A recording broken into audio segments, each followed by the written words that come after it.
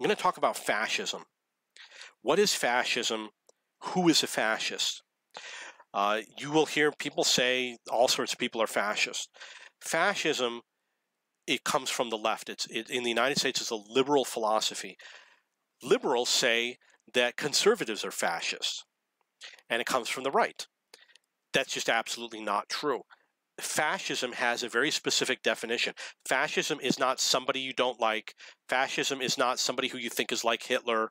That's not what fascism is. You've got communism, where the government owns all the businesses, decides the wages, and you're an employee of the government. Socialism is a lesser form, where you have businesses and the government regulates the wages, and maybe the employees have some sort of ownership in the business, and they get paid if they produce pencils, they get paid in pencils. That's the big bonus ownership share that they get. People think they get all this money they're going to get. No, your share is a portion of what you produce, which is worth nothing. And then you have fascism. Fascism is where is another form of communism and socialism, where the government controls the business. It's not capitalism. It's the opposite of capitalism. Fascists do not like capitalism. Adolf Hitler hated capitalism. He wanted to get rid of capitalists. Adolf Hitler was a fascist. They want to control businesses and people, and they don't do it by directly controlling. That's communism. Communist owns the business. A socialist, they have strict regulation, strict control, but maybe they don't own. I'm not sure. Look up the definition on your own. Fascism, you have private businesses, highly, highly regulated, and individuals also. A fascist will say, oh, you're a Jew, you can't work here. That's fascism. You're gay, you have to wear a purple star. That's fascism. Fascism is, oh, you're a Jewish business? Well, Jews make too much money, so we're going to take your business away from you and give it to a German. That's fascism. Fascism is saying, oh, well, you're Jewish, we're going to move your business to a non-profitable location, and we're going to take a non-profitable business and move it to your location because you don't deserve to have it because you're privileged, and we're going to give it to a German who's underprivileged. That's fascism. Fascism is when the government indirectly controls businesses and people. These are beliefs that liberals in the United States have and Democrats have. They frequently talk about the privileged white male owning the business who shouldn't have it, who should have it taken away from him and given to someone else. They talk about jobs that the privileged white man has that should be taken away from him and given to someone else. They talk about people. They want certain people to have more rights than others. They want someone who is LGBT to have the right to sue a business if they don't sell them a cake, but everybody else cannot sue that business for not selling the cake.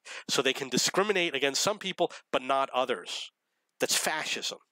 Fascism is the government controlling people's speech, behavior, employment, education, controlling businesses, where they operate, who they hire, the types of person they have to hire, is fascism.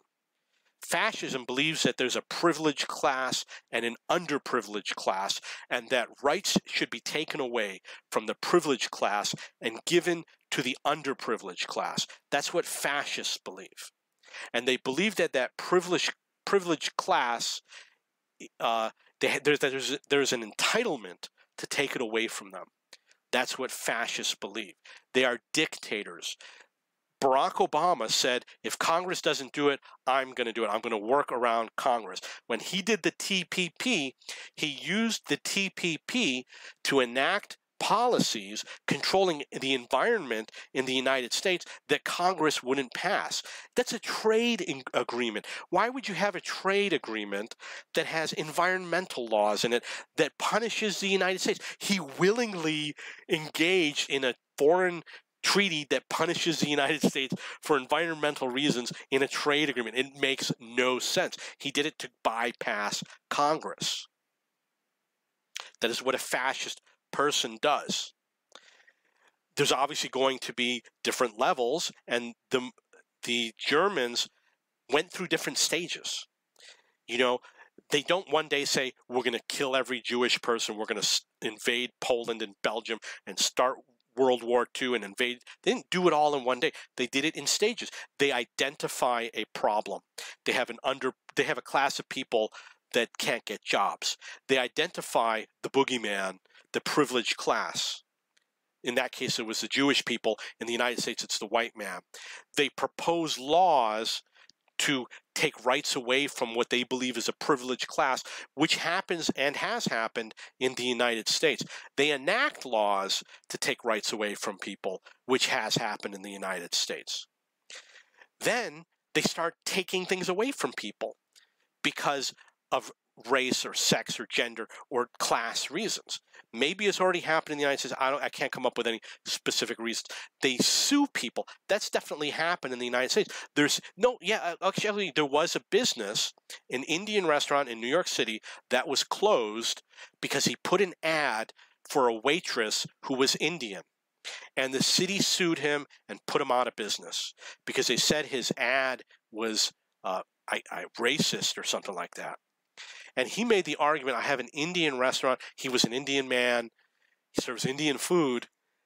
He wants his staff to be culturally knowledgeable about the product. He wants his customers who are Indian primarily. I've been to lots of Indian restaurants filled with Indian customers to feel comfortable with a server who is Indian. And he wants the non-Indian customers to have the experience of Indian culture, which includes not only the food, but the staff. That's what he wanted. He wanted an Indian restaurant. In Little Italy, the restaurants had Italian waiters. And I remember going there, and the guy spoke to me in Italian, and I knew what he was saying because I'm Italian.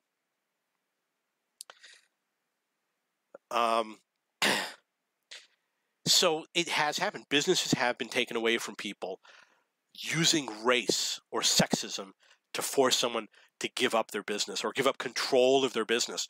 Roseanne Barr and many other famous people have lost jobs. She was fired because she made a comment that was somehow racist, but if the comment was made to her, that person might not have been fired. There are large numbers of people on Twitter or YouTube who have their accounts closed. Alec Jones is an example of one that comes to mind. Milo Yiannopoulos is another name that I'm thinking of.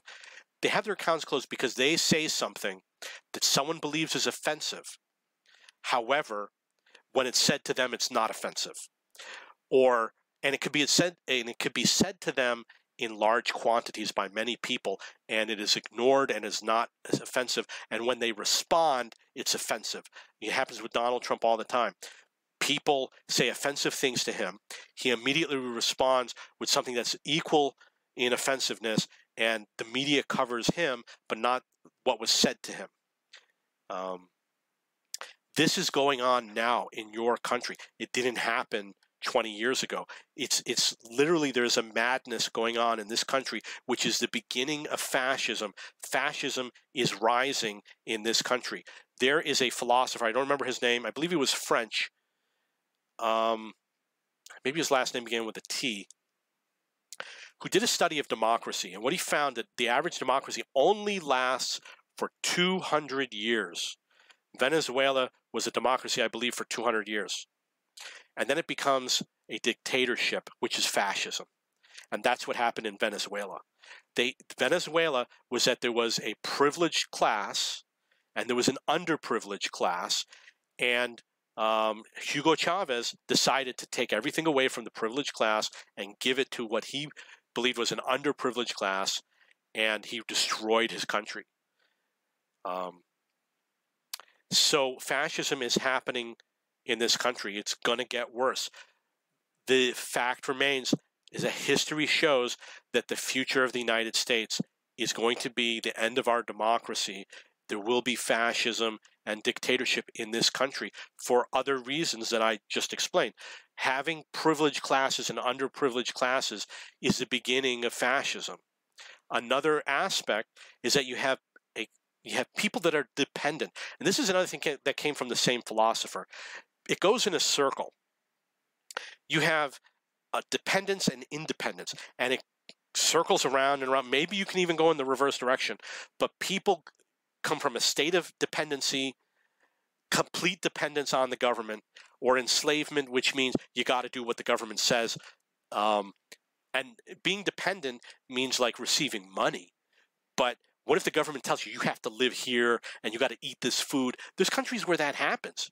I believe in Hong Kong, they tell you where you live and who you live with. If you're single, you have to share an apartment with 5 other strangers.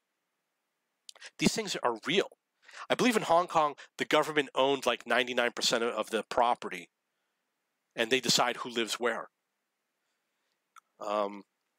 So the government is see, it's dependency that I was referring to, and it goes in a cycle. People are dependent.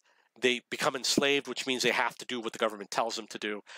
And then they want liberty at some point. They want freedom. They fight for freedom.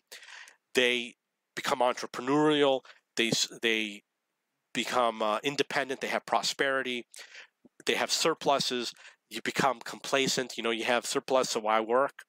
Then you become apathetic. You're like, I don't care. And that was my generation. People were apathetic. People were like, oh, I don't care. Like, oh, like, really, I don't care. There's so many apathetic people that I knew when I was younger. I hear people speaking in an apathetic manner, and people didn't care about what was going on in the world. Apathy was in the news, like someone commits a crime at the last episode of Seinfeld, and they didn't care, and they laughed at him and made fun of him. Apathy, that's what it is. After apathy comes dependency. It's back to dependency. That is the young generation in the United States, the snowflakes. They're dependent. They can't do anything for themselves. They're going to be dependent on the government. The next generation is going to be enslaved by the government. The government is going to tell the next generation of children in this country what to do. They're going to tell them what doctor you can see. That's what socialized medicine is, that the liberals are trying to bring in. When you have socialized medicine, you don't decide who your doctor is. You don't decide what treatment you get. You have choice under capitalism. Under socialized medicine, you don't. In Canada, you don't. In the Scandinavian countries, you don't. I've lived in 3 countries with socialized medicine: Colombia, Peru, Philippines. You don't. You don't choose. The government decides, and they give you the worst care. That's what it means that the government tells you what to do. If the government's going to give free housing for all, do you think the government's going to let you buy a mansion? No, they're going to give you the cheapest standard of living. And the current standard of living, the government believes that an average American over the age of 18 is entitled to $750 per month. This is fact. That is to pay for your food, your car, and your home. And your utility bills, $750 per month. I know because I was evaluated by the government. I had to submit a form. I don't remember the name of the form. It's some sort of a form where they analyze your income. The government requested me to do it. I didn't ask to do this. They requested me to fill out a form, some sort of income statement. I don't know what it was. And they come back with a determination. They say, this is how much you should be earning. This is how much you should be living off of per month. And if you make more money than this, then that money has to be, you can't say that that's for your housing expenses. You can't claim that. They would only let you allocate $750. So if you go on welfare, my understanding is that people on welfare get a check for $750 a month. I think that's what the amount is. I'm not sure. I think everybody gets the same amount, $750 a month. It was explained to me by a lawyer of mine who does my taxes. It was a tax-related thing.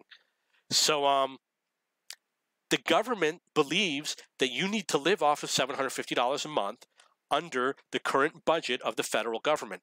If we go to free housing for all, if free housing is a right, free medicine as a right, healthcare was included in that $750 per month. You're going to have to find a way to figure out how you're going to get healthcare, housing, food, utility bills, and your car payment in that $750 a month. You're going to have to figure that out. And I don't think you're going to do it. And anyone who promises you, like Ocasio-Cortez ain't going to happen.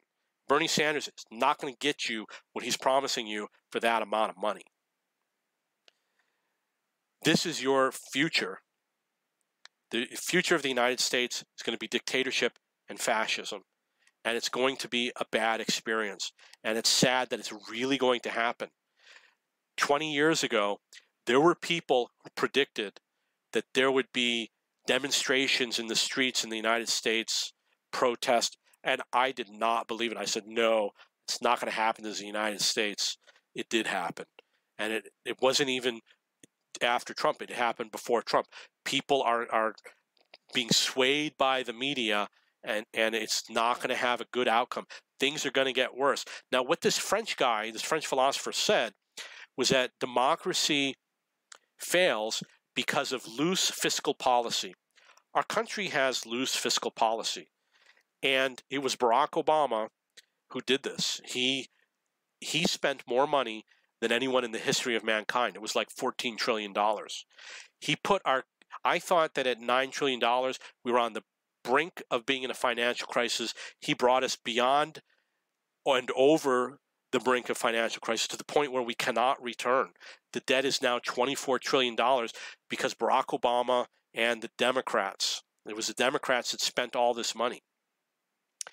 What they did was they didn't use the budget. You're supposed to have a budget, $4 trillion, but they ignored the budget and they spent $6 trillion a year. And Barack Obama made statements like, we're going to spend ourselves out of debt. We're going to spend ourselves out of debt. He really said that. And they spent the money and they did not spend themselves out of debt. I know as a business owner and someone who's been in debt before, you cannot spend yourself out of debt. You save yourself out of debt. All that money did not go to the voters. It's like $140,000 for everyone that voted for him. They didn't see a penny of that. That money went to people who contributed to his campaigns. It went to congressmen who have their side businesses. It went to their business partners. It went to their campaign contributors. That's the way it works in Congress. You campaign, a wealthy person gives you millions of dollars, you become elected, you sign bills giving money back to that person by hiring his business. That's how it works in the government. And the media doesn't report it because the media is owned by politicians. Politicians own the TV stations and the radio stations and newspapers. It's well known. There used to be restrictions where I believe you could only own one per market, and those restrictions were removed so that politicians could own multiple media outlets per market. There's only a few ways to solve our debts. Right now, we are in dependency. Our government is now dependent on borrowing money from foreign nations, as was predicted by this French philosopher.